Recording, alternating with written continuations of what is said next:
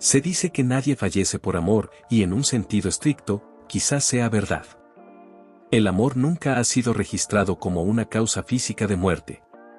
Sin embargo, en las páginas de los libros y en las imágenes del cine clásico, el amor se presenta como una fuerza tan intensa que puede acercar a alguien peligrosamente al borde de la muerte.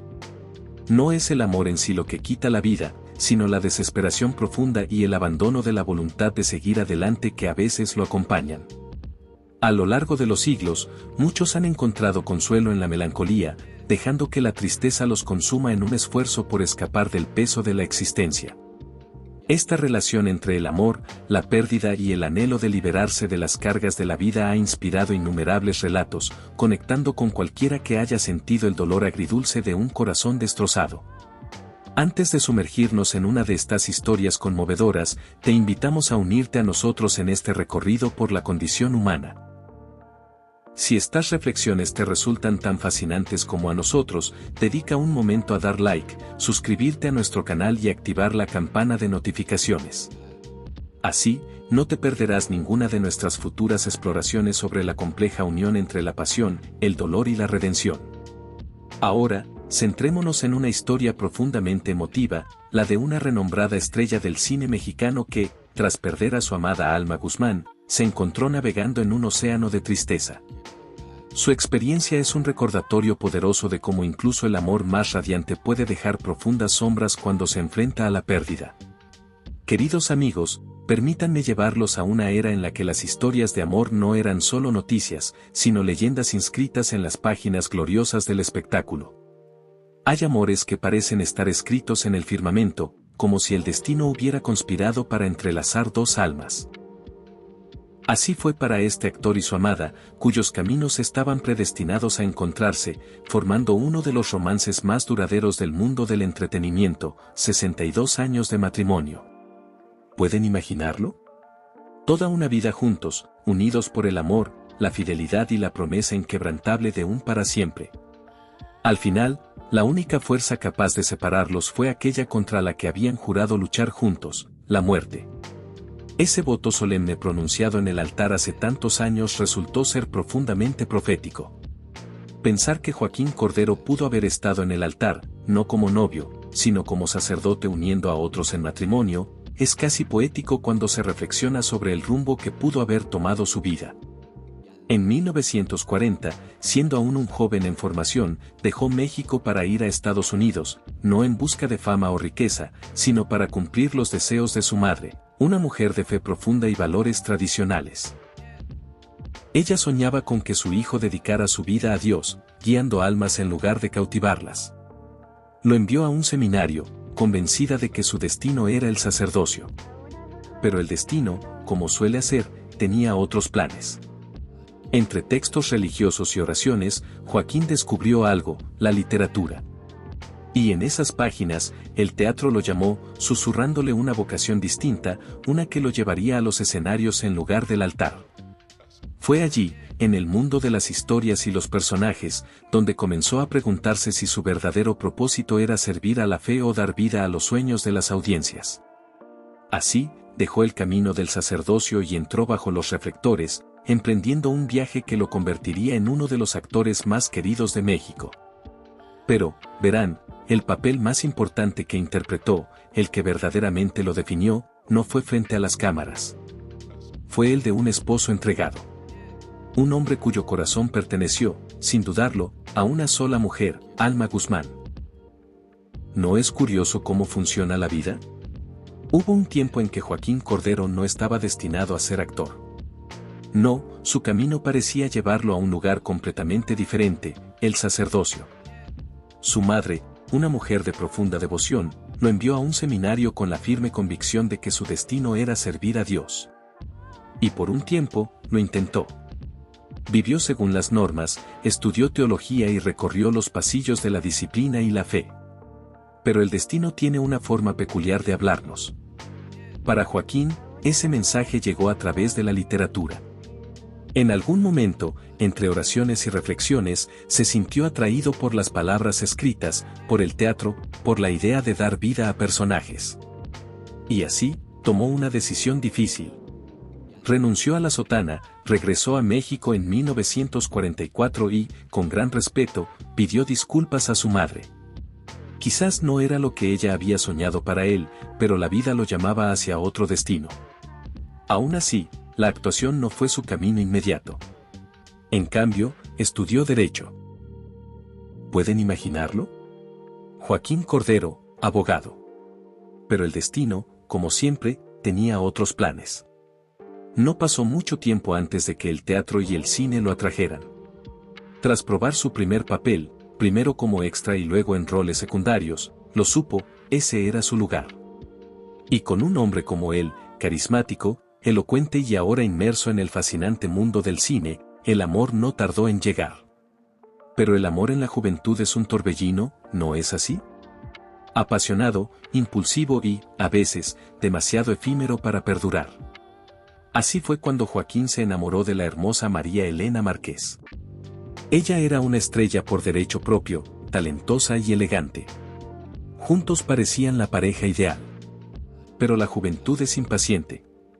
Sin un noviazgo prolongado, se apresuraron al matrimonio, creyendo que el amor sería suficiente. Durante 3 años lo intentaron, pero la vida real, como suele ocurrir, les mostró lo contrario. Eran demasiado distintos, con caminos separados. Y al final, el amor no bastó para mantenerlos unidos. En 1948, tomaron rumbos diferentes. Fue una lección aprendida, un capítulo cerrado. Pero la vida tenía mucho más reservado para Joaquín Cordero. Era 1948, el mismo año en que terminó de filmar Se la lleva el Remington, bajo la dirección de Chano Urueta. Y fue entonces cuando el destino intervino. Porque fue en ese momento cuando Joaquín la conoció. La mujer que transformaría su vida para siempre, Alma Guzmán, hermana de la periodista Maxine Watson. Y, amigos míos, no fue solo atracción ni un capricho pasajero. No, esto fue amor a primera vista. El tipo de amor que golpea como un relámpago, estremeciéndote hasta el alma. En el momento en que la vio, lo supo. Ella era la indicada. La mujer con la que quería compartir el resto de su vida. Pero las historias de amor nunca son tan sencillas, ¿verdad? Joaquín estaba cautivado, decidido a conquistarla. Pero Alma no se dejó persuadir tan fácilmente. Había oído rumores, murmullos sobre él, sobre su encanto, sobre lo afectuoso que podía ser con algunas compañeras de reparto. Y no olvidemos que acababa de salir de un matrimonio fallido. Para ella, él parecía el tipo de hombre acostumbrado a romances fugaces, no a un compromiso eterno. Así que lo rechazó. Pero si algo definía a Joaquín Cordero era que sabía lo que quería y no estaba dispuesto a dejar que Alma se le escapara. Así que cambió. No me malinterpreten. Siempre fue un hombre refinado, siempre elegante e innegablemente atractivo. No le faltaban admiradoras, desde actrices hasta fans y mujeres del medio artístico. Pero una vez que puso sus ojos en Alma, hizo algo inusual. Se alejó de todas ellas. No más flirteos, no más distracciones. Erigió una barrera entre él y la tentación, demostrando con hechos que iba en serio con ganar su corazón. Y tras casi 2 años de paciencia, perseverancia y devoción, Alma finalmente cedió. Vio que no era solo otro capricho pasajero para Joaquín, que cada palabra suya era sincera. Y cuando le dio una oportunidad, él juró que nunca la tomaría por sentado. Una vez casado con Alma, su carrera despegó como un relámpago. El éxito y la fama llegaron antes de lo esperado, y con ellos, las tentaciones y presiones que suelen desafiar incluso a las relaciones más sólidas. Pero Alma, fue su pilar. Lo mantuvo anclado, le recordó las alegrías simples de la vida y se aseguró de que ninguna cantidad de estrellato cambiara al hombre del que se había enamorado. Joaquín se dedicó a su arte con pasión, alternando entre cine, televisión y teatro. Las largas jornadas y los horarios exigentes habrían desgastado cualquier matrimonio, pero no el suyo. A pesar de todo, Alma permaneció a su lado, y juntos construyeron un hogar lleno de amor, calidez y, con el tiempo, las risas de sus 3 hijos. Para 1953, Joaquín ya no era solo un actor con sueños, era una estrella. Y entonces llegó un momento decisivo en su carrera. El renombrado Ismael Rodríguez, un ícono del cine mexicano, lo seleccionó para participar en Pepe el Toro, la tercera entrega de la aclamada trilogía protagonizada por el legendario Pedro Infante. Debería haber sido un sueño hecho realidad, pero, amigos míos, las cosas no salieron como se esperaba. Joaquín admiraba a Infante. ¿Cómo no hacerlo? Pedro era el ídolo del pueblo, una presencia carismática tanto dentro como fuera de la pantalla. Pero la admiración puede ser complicada, no siempre es mutua. Cuando Joaquín llegó al set, lleno de entusiasmo, saludó efusivamente a Pedro. ¿Y qué hizo Infante? Se levantó de la mesa y se marchó sin decir una palabra. Y eso fue solo el comienzo. Pedro tenía reservas sobre Joaquín. Lo veía como un actor novato, alguien no digno de compartir escena con él. Y cuando llegó el momento de grabar las escenas de boxeo, la tensión se volvió palpable. Durante los ensayos, Infante no se contuvo. Lanzó golpes reales contra Joaquín, desafiándolo, provocándolo. Al principio, Joaquín soportó los golpes, conteniendo su orgullo para evitar un conflicto. Pero todos tienen un límite. En un momento de puro instinto, Joaquín respondió con fuerza. Su golpe acertó de lleno, dejando a todos en el set atónitos, incluido el propio Infante. El set estalló en caos. Ismael Rodríguez corrió a contener a Pedro, mientras Wolf Rubenski intervino para calmar a Joaquín. Fue una pelea real, cruda y fuera del guión, una que ninguno de los dos olvidaría. Después de eso, terminaron la película, pero el daño estaba hecho. Cualquier posibilidad de camaradería entre ellos se desvaneció. Nunca volverían a trabajar juntos. Y, sin embargo, a pesar de la hostilidad, a pesar de los golpes intercambiados, la actuación de Joaquín en Pepe el Toro lo impulsó aún más hacia la cima. Ya no era solo un actor prometedor, se consolidaba como uno de los grandes del cine mexicano. Con los años, nuevos rostros comenzaron a dominar la industria. El arquetipo del galán clásico estaba cambiando, y Joaquín, siempre autocrítico, tomó las críticas con seriedad. Un profesor de actuación le preguntó una vez si realmente sabía actuar. Esa pregunta lo marcó, así que, en lugar de conformarse con su éxito, regresó a los fundamentos. Estudió en la Academia Celestino Gorostiza, perfeccionando su técnica, sumergiéndose en el teatro, un mundo que le exigía más, pero que también le brindaba una satisfacción artística profunda. ¿Y cómo valió la pena? Joaquín Cordero dejó de ser solo un galán para convertirse en un actor completo, cuya presencia y rango interpretativo inspiraban respeto. Evolucionó con el tiempo, incursionando en la televisión, especialmente en telenovelas, donde volvió a convertirse en un nombre reconocido. Pero había algo en Joaquín, nunca perdió su voz, nunca dejó de expresar lo que pensaba. Con los años, comenzó a rechazar papeles en cine. ¿Por qué? Porque deploraba el rumbo que había tomado el cine mexicano después del año 2000. Lamentaba que la industria se hubiera obsesionado con la violencia, el crimen y la muerte, alejándose de la época dorada del cine, cuando las historias emocionaban, tocaban el corazón y, tal vez, en el fondo, añoraba la era que lo había forjado, cuando el cine hablaba de amor, pasión y honor. En los años 70, el cine mexicano estaba transformándose, y no para mejor. La época de oro había dado paso a algo distinto, el auge del cine de ficheras, con su humor subido de tono y temáticas provocativas. Muchos actores, temiendo el olvido, aceptaron estos papeles para mantenerse relevantes. Pero Joaquín, no. Era un hombre de principios.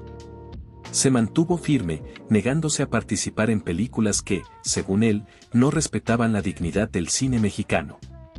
Por un tiempo, pareció que esta decisión le había costado todo. Las ofertas de cine dejaron de llegar, y algunos incluso murmuraban que su carrera había terminado.